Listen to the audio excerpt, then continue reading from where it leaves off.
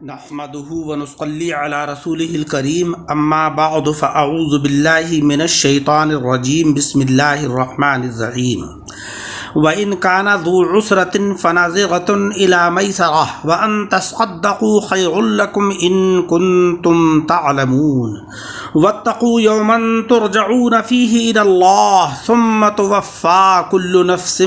ما كسبت وهم لا يظلمون صدق اللہ العلی العظیم۔ سامعین کرام، آج کے درس قرآن میں سورہ بقرہ کی آیت نمبر 280 اور 81 تلاوت کی ہیں، جس میں اللہ رب العزت نے وہ شخص کے جس نے قرض لیا ہو یعنی قرض دار کو مہلت دینے کی، اس کے ساتھ نرمی کرنے کا حکم دیا ہے۔ وَإِنْ كَانَ ذُو عُسْرَةٍ، اور اگر قرض دار تنگی والا ہے، ذو عسرتن تنگی والا ہے، فناظرۃ الی میسرہ، تو اسے مہلت دو آسانی تک، یعنی اس کو مہلت دے دو کہ جب تمہارے پاس یہ رقم ہو جائے تب تم واپس کر دینا۔ وَأَن تَصَدَّقُوا خَيْرٌ لَكُمْ إِن كُنتُمْ تَعْلَمُونَ، اور اگر قرض اس پر بالکل چھوڑ دینا تمہارے لیے اور بھلا ہے، یعنی یہ کہ اس کو صدقہ کر دو وہ رقم کہ بھائی یہ ہے تم سے نہیں دی جا رہی، ہم نے تمہارے لیے یہ چھوڑ دی ہے رقم، تو یہ زیادہ بہتر ہے۔ ان کنتم تعلمون، اگر تم جانتے ہو۔ واتقوا یوما ترجعون فیہ الی اللہ، اور ڈرو اس دن سے جس میں اللہ کی طرف پھرو گے۔ ثم توفی کل نفس ما کسبت وہم لا یظلمون، اور ہر جان کو اس کی کمائی پوری بھر دی جائے گی اور ان پر ظلم نہیں ہوگا، یعنی ہر نفس کا پورا بدلہ دیا جائے گا، نہ اس کی نیکیاں کم ہوں گی اور نہ اس کے گناہ کم کیے جائیں گے یا گناہ اس کے بڑھائے جائیں گے، پورا ان کا بدلہ دیا جائے گا۔ وَهُمْ لَا يُظْلَمُونَ، ان پر ظلم نہیں ہوگا۔ اس آیت کا پچھلی آیتوں سے چند طرح کا تعلق ہے۔ پچھلی آیت میں مقروضوں پر ایک آسانی کی گئی تھی کہ انہیں سود کے بوجھ سے ہلکا کر دیا گیا تھا کہ اصل رقم واپس کر دو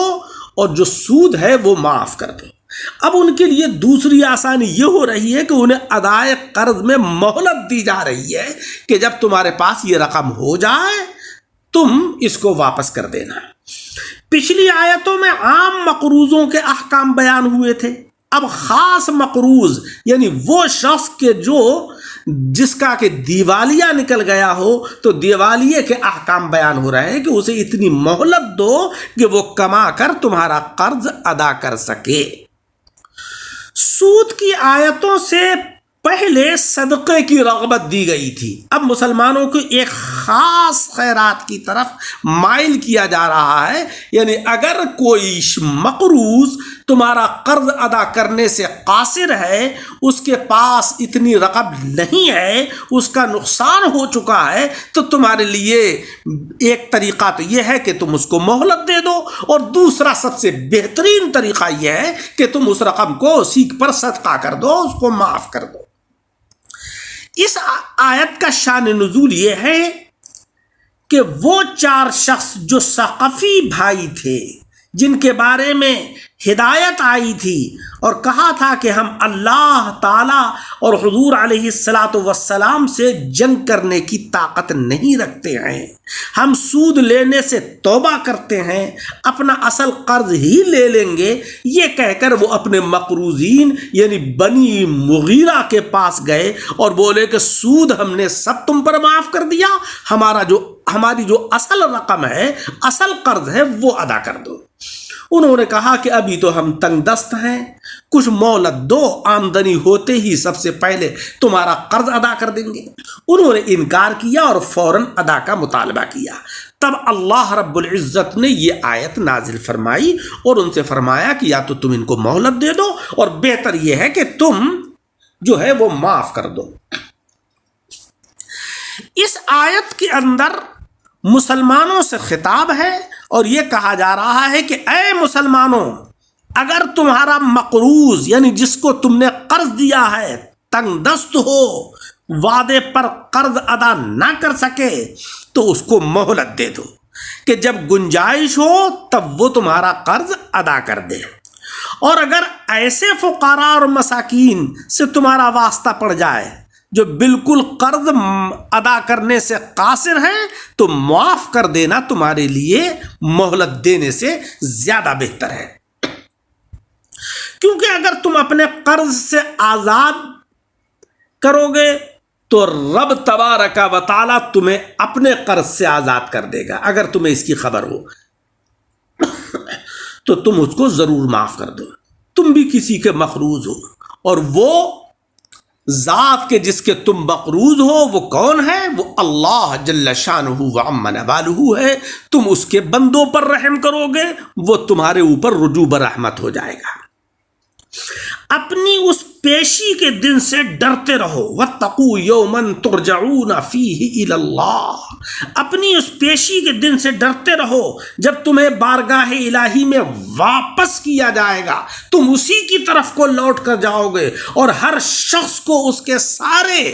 برے بھلے اعمال کا پورا پورا بدلہ دیا جائے گا، اور ان پر کسی قسم کا ظلم نہیں ہوگا، نہ تو ان کی نیکیاں گھٹیں گی نہ گناہ ان کے بڑھیں گے۔ اگر تم اس دن اپنی رہائی چاہتے ہو اور وہ دن حساب و کتاب کا دن ہے تو اے میرے بندوں آج اپنے مقروض قیدیوں کو رہا کر دو، ان کے اوپر تم رحم کرو، مہربانی کرو، ان کو یا تو مہلت دے دو میرے بندوں کو، اور اگر تم مہلت نہیں دینا چاہتے ہو، اس سے بہتر جو ہے طریقہ اختیار کرنا چاہتے ہو تو وہ یہ ہے کہ تم ان کا قرض معاف کر دو، ان کے اوپر صدقہ کر دو۔ حضرات مفسرین اکرام فرماتے ہیں کہ واتقوا یوما ترجعون فیہ الی اللہ، یہ سب سے آخری آیت ہے جو حضور صلی اللہ علیہ وسلم پر نازل ہوئی۔ حضرت جبریل علیہ السلام نے عرض کیا کہ اسے سورہ بقر میں 280 آیتوں کے بعد